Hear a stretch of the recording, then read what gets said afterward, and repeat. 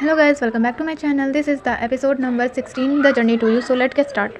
कहानी के स्टार्टिंग में दिखाया जाता है गोंगजी काफ़ी उदास बैठा होता है ये सोचकर कि जो वूफेंग है उसे बिल्कुल भी लाइक नहीं करती एंड वो बार बार उसी बातों को सोच रहा होता है। तभी वहाँ पे वूफेंग आती है जो उसे मेडिसिन देती है और बताती है कि तुम्हारे अंदर जो पॉइजन है वो इसे पीने से बेटर फील होगा, इसे पी लो। लेकिन जो गोंगजी है वो काफ़ी ज़्यादा उदास बैठा होता है और उसका कोई भी आंसर नहीं करता। जिसके बाद दिखाया जाता है कि वहाँ पर एल्डर यू आते हैं जो उससे पूछते हैं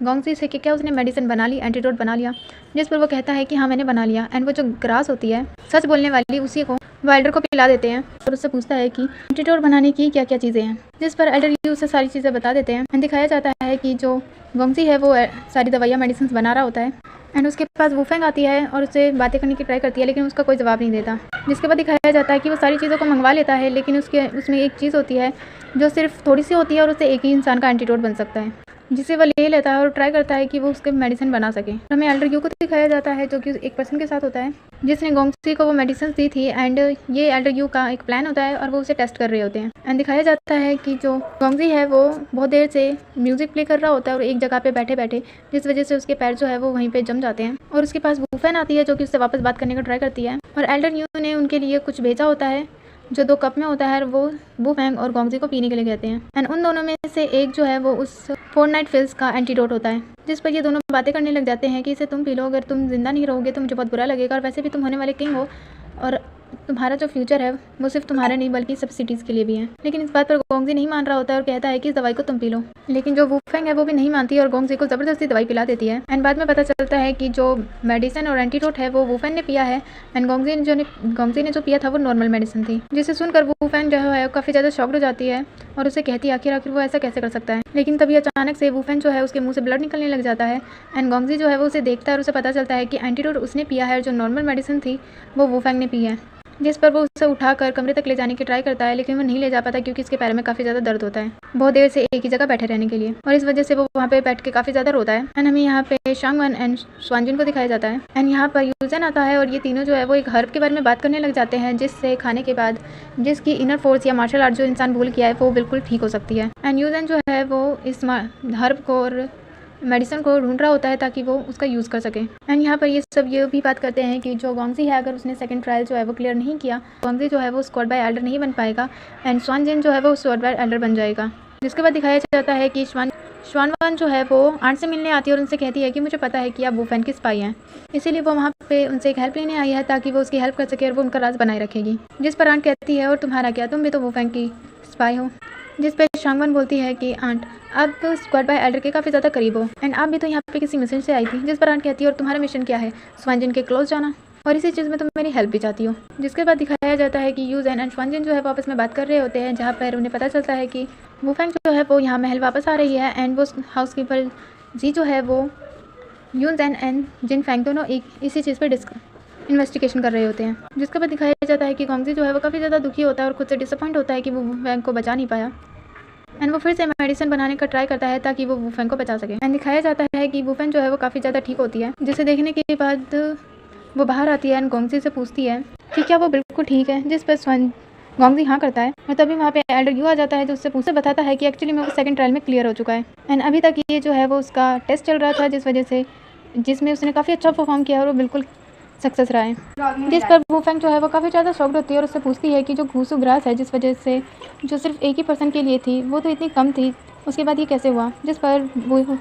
गोंगजी बताता है कि एक्चुअली में ये एल्डर यू का किया हुआ था एंड उनके पास वो और भी ज़्यादा ग्रास थी जिस वजह से उन्होंने मुझे वो दे दी और मैं तुम्हें बचा पाया। और साथ में बताता है कि जिस तरह तुमने मेरा टेम्परेचर चेक करके तुमने सारी चीज़ें की थी वैसे ही उसी तरीके से मैं एंटीडोट को बनाकर तुम पे यूज़ कर पाया। यहाँ पे वो अपने एक फर्स्ट लव के बारे में भी बताते हैं जिसका नाम वो नहीं बताते। जिसके बाद दिखाया जाता है कि वो दोनों फाइट प्रैक्टिस कर रहे होते हैं और तभी वहाँ पर एल्डर यू जो है वो उनके पास से एक कड़ा नीचे गिर जाता है एंड जब उनकी फाइट ओवर होती है तो वहाँ पे वूफेंग आती है जो उस कड़े को देख लेती है और उसे देख के काफ़ी ज़्यादा शॉक्ड होती है। एंड यहाँ पर एल्डर यू जो है वो बताते हैं कि उस पॉइजन के एंटीडोट लेने के बाद तुम दोनों काफ़ी ज़्यादा रिकवर हो चुके हो, इसीलिए वूफेंग जो है वो यहाँ से जा सकती है। एंड उस कड़े को देखने के बाद वूफेंग काफ़ी ज़्यादा इमोशनल होती है और यहाँ पर गोंगजी से कहती है कि वो उससे मिलना चाहती है, लेकिन एक्चुअली में वो गोंगजी को नहीं बल्कि एल्डर यू को कह रही थी। एंड यहाँ पर एल्डर यू जो है वो गोंगजी को बताते हैं कि उसे 6 दिनों तक सबसे बच के रहना पड़ेगा, क्योंकि इस मेडिसिन का एंटीडोट के साथ साथ फ़ायदों के साथ साथ नुकसान भी है, और वो शायद दिनों में कुछ टाइम पे कमज़ोर हो जाएगा जब फुल मून वगैरह होगा, एंड उस टाइम पे उसे खुद को सभी लोगों से बचा के रखना पड़ेगा, और इस बारे में किसी को भी ना पता चले, वरना वो लोग तुम्हारा फ़ायदा उठाएंगे। जिसके बाद जो वूफेंग है वो ये सब जानने के बाद वहाँ से चली जाती है, एंड यहाँ पर स्वानजिन को दिखाया जाता है, जहाँ पे उसे पता चलता है कि जो गोंगजी है उसने सेकंड ट्रायल क्लियर कर लिया है, एंड वो इस बात से कोई खास फ़र्क नहीं पड़ रहा होता उस पर, और वो कहता है कि अगर वो इस ट्रायल को पास नहीं करता तो मैं स्कॉट बाय एल्डर होता, लेकिन उसने उस ट्रायल को कंप्लीट कर लिया है, और ये काफ़ी अच्छी बात है क्योंकि वो भी एक अच्छा स्कॉट बाय एल्डर बन सकता है। जिसे सुनकर तो यूजन काफ़ी ज़्यादा शॉक्ड हो जाता है। जिसके बाद दिखाया जाता है कि जो वूफेंग है वो यहाँ पे वापस आने के बाद आंट और सिस्टर से मिलती है और उन्हें बताती है कि स्वानजिन वहाँ पे आया था और उसने मुझ पर इल्ज़ाम लगाया कि मैं वूफेंग की स्पाई हूँ, एंड वहाँ पे हम दोनों को ही पॉइजन दिया गया था जिसका एंटीडोट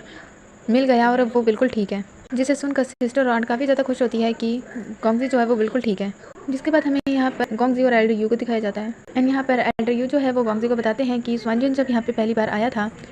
तो वो काफ़ी ज़्यादा लॉयल और अच्छा था, वो वाकई एक बहुत अच्छा पर्सन है, लेकिन वो दिखाता नहीं है। यानी उसकी इतनी अच्छी अच्छी तारीफ़ें सुनकर गोंगजी सोचने लग जाता है कि वो दिखाता नहीं है, लेकिन वो इतना ज़्यादा रूड है, और एल्डर यू कह रहे हैं कि वो काफ़ी ज़्यादा अच्छा भी था। किस टाइप का पर्सन है वो? एंड यहाँ पर एल्डर यू जो है वो बहुत सारा ज्ञान देते हैं स्कॉट बाय एल्डर के ऊपर कि वो सेंटर होता है पावर का, एंड बहुत सारी बातें उसे बोलते हैं, और साथ में कहते हैं कि जो वूफेंग ने उसे रिजेक्ट किया था ट्रुथ कास्ट लेने के बाद वो उस चीज़ को ज़्यादा ना सोचे। जिसके बाद दिखाया जाता है स्वानजिन और यूनजिन को, जो कि उनका सर्वेंट न्यूज़ लेके आता है कि आंट एंड वूफेंग जो है वो काफ़ी सारी बातें कर रही है, एंड जो गोंगजी है वो सेकंड ट्रायल में क्लियर हो चुका है,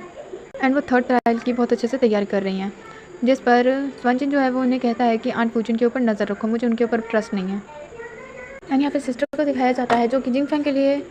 बहुत अच्छे से तैयार होती हैं, ताकि जिंगफेंग जो है वो किसी तरह उन्हें नोटिस करे और उस पर ध्यान दे, एंड वो खुद की तारीफ कर ही रही होती है, और तभी उन्हें कोई किडनैप कर लेता है। एंड यहाँ पर गोंगजी और एल्डर यू को दिखाया जाता है, जहाँ पे एल्डर यू जो है वो उनकी तलवार को दिखाता है, जिससे जब गोंगजी चेक करता है तो उसे वो तलवार काफ़ी ज़्यादा अच्छी लगती है, क्योंकि वो काफ़ी ज़्यादा हैवी और एकदम शार्प होती है, एंड उससे गोंगजी को थोड़ी सी चोट लग जाती है, जिस पे वो ऑइंटमेंट मांगता है, और एल्डर यू जो है वो उसे ऑइंटमेंट लेने के लिए अंदर भेज देते हैं, जहाँ पे वो ट्रुथ ग्रास ढूंढ रहा होता है। लेकिन तभी वहाँ पे एक हिडन डोर ओपन हो जाता है, जहाँ से वो देखता है, वो वहाँ जाके देखता है तो वहाँ पे काफ़ी सारी लड़कियों की चीज़ें होती हैं, एंड साथ में वहाँ पे सेम वैसा ही खड़ा होता है जैसे कि फाइट करते टाइम एल्डर यू के पास से गिरा था, एंड वो उस चीज़ को नोटिस करता है कि जब वूफेंग ने इस कड़े को देखा था तो वो काफ़ी ज़्यादा शॉक्ड हो गई थी। जिसके बाद हमें सिस्टर को दिखाया जाता है जिसे किसी और ने नेबल की शाओही ने किडनैप किया था, एंड सिस्टर उसे बोल रही होती है कि आखिर तुम इतनी खूबसूरत लड़की को कैसे किडनैप कर सकते हो, जिस पर वो कहता है कि प्लीज़ लास्ट के 2 वर्ड हटा दो, और उसे बताता है कि वैसे आज वो इस ड्रेस में काफ़ी ज़्यादा अच्छी लग रही है, अगर उसने मुझे इंप्रेस करने के लिए पहना है तो वो रेडी है। जिस पर सिस्टर तो साफ साफ मना कर देती है और कहती है कि मैं तो जिनफेंग के लिए तैयार हुई थी। जिसके बाद हमें रात का सीन दिखाया जाता है, जहाँ पे एल्डर यू जो है वो फाइट प्रैक्टिस कर रहा होता है, एंड गोंगजी जो है वो उसे बड़ी ध्यान से देख रहा होता है, एंड अपने इतने सारे मूव वगैरह दिखाने के बाद वो उसे एक बुक देते हैं और बताते हैं कि तुम्हें इन सब चीज़ों की प्रैक्टिस करनी है। एंड हमें यहाँ पे दिखाया जाता है कि बहुत सारे सैनिक जो है वो वाइन वगैरह पी रहे होते हैं, वहाँ पे जिनफेंग आता है और उनसे कहता है कि तो आखिर इतनी रात को ड्रिंक क्यों कर रहे हो, जहाँ पे वो सब बताते हैं कि वो बस सेलिब्रेट कर रहे हैं, एंड वो कुछ बातें करते हैं स्कॉट बाय एल्डर के बारे में, जिससे जानने की कोशिश करता है जिनफेंग, लेकिन वो और उसे कुछ नहीं बताते। लेकिन फिर भी जिनफेंग जो है वो उनसे पूछ लेता है, एंड वो सैनिक जो है वो ड्रग हालत में बताता है कि एक बार मैंने व्हाइट प्योर ड्रेस पे किसी को जाते हुए देखा था, एंड मैं इतना ज़्यादा नशे में था कि मुझे लगा कि वो एल्डर यू है, पर मुझे इस बात का यकीन नहीं, मैं बस बहुत ज़्यादा ड्रंक था, इसीलिए मुझे ऐसा लगा क्योंकि वो थोड़ा सिमिलर था। लेकिन जो जिनफेंग है वो इस चीज़ को काफ़ी ज़्यादा नोटिस करता है, और हमें दिखाया जाता है कि जो एल्डर यू है वो एक हिडन रूप में जाते हैं, एंड जब उस सोल्जर ने एल्डर यू को जाते हुए देखा था तो वो एकदम सच था। एंड ये उस टाइम की बात है जब स्टार्टिंग में बहुत सारी ब्राइड्स वगैरह आई थी, और उनमें से एक ब्राइड को पकड़ लिया गया था, एंड उनसे मिलने के लिए ही एल्डर यू आए थे। और इसी जगह पे होता है हमारा आज का एक्सप्लेनेशन ओवर।